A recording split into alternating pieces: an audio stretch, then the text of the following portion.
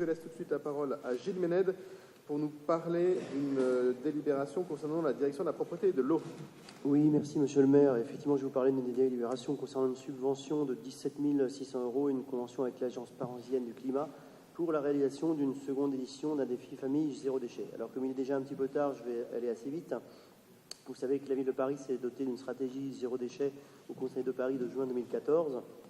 Et le programme local de prévention des déchets ménagers assimilés comprend un programme de 20 actions articulées autour de 6 axes stratégiques et qui cible 5 gisements de déchets prioritaires, que sont les emballages, les déchets alimentaires, les papiers journaux, les textiles et les déchets occasionnels. L'objectif national étant de réduire de 10% des déchets ménagers assimilés entre 2010 et 2020, fixé donc par la loi de transition énergétique et de croissance verte de 2015.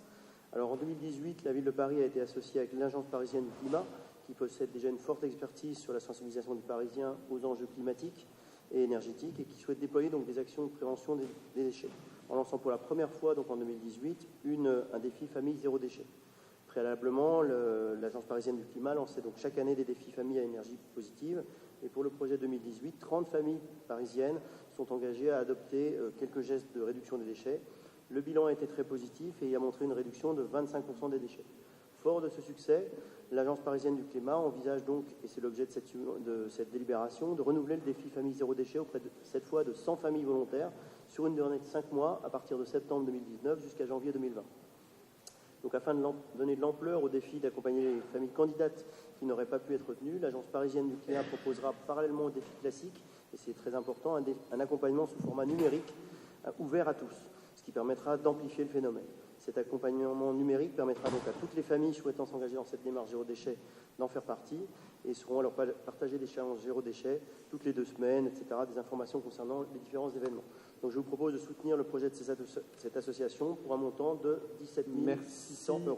Beaucoup. Est-ce que cela appelle des commentaires, des demandes de prise de parole? Duška Marković, rapidement, on essaye d'accélérer un peu parce que... Oui, c'est juste pour faire un petit clin d'œil aussi à Famille à énergie positive, qui est sur l'économie d'énergie, qu'on a eu la chance de pouvoir porter avec la mairie du 18e depuis le début du mandat 2014 et qui a permis comme ça à plusieurs familles de pouvoir avoir une réduction de leur consommation d'énergie et donc de gagner un petit pouvoir d'achat avec en moyenne 200 € de gagné à l'année quand on fait attention avec les éco-gestes. Donc ça vaut le coup. Voilà, merci. Merci beaucoup. Je vais mettre au voie cette délibération. Unanimité, il en est ainsi décidé. On continue avec les associations gestionnaires de recyclerie.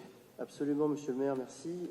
Effectivement, donc dans le cadre de la réduction des déchets, il y a aussi l'objectif de mailler l'ensemble du territoire de nouveaux équipements de proximité au service des Parisiens.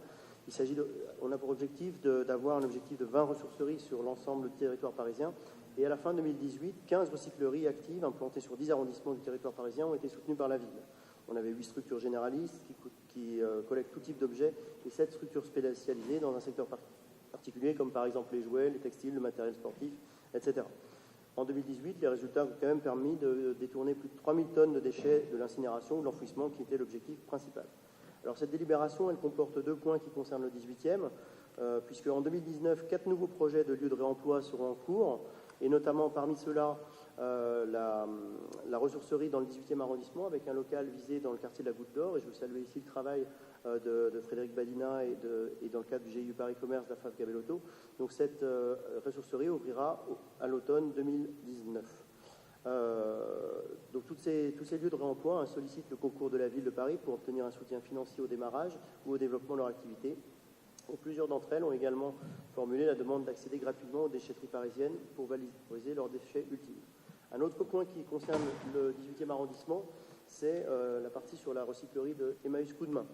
Emmaüs Coup de Main n'est pas dans le 18e à proprement parler, puisque c'est dans le 19e arrondissement, mais cette association, créée en 1995, dispose de 4 missions, qui sont la collecte, la récupération d'objets abandonnés, leur réparation ou leur valorisation, et etc., etc.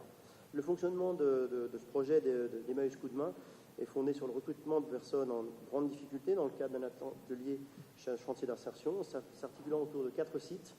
Un espace de collecte dans le 20e, près de la porte de Montreuil, un espace de revalorisation dans l'hôtel industriel Cap 18, et c'est là que ça nous concerne, dans le quartier de la porte d'Aubervilliers, et 2 points de vente, rue Saint-Blaise dans le 20e et à Bagnolet.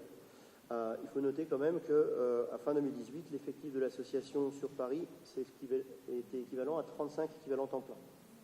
Donc, compte tenu de la préparation de Paris et de la Seine-Saint-Denis à l'organisation des JO de 2024 et de la construction de l'Arena 2 dans le quartier de la Porte-de-la-Chapelle, Coup de main a dû quitter le local voué à la démolition et prendre un bail de 2 ans dans un local de l'hôtel industriel Lyon Cap 18, comme je disais, sur le quartier de la Porte-d'Aubervilliers.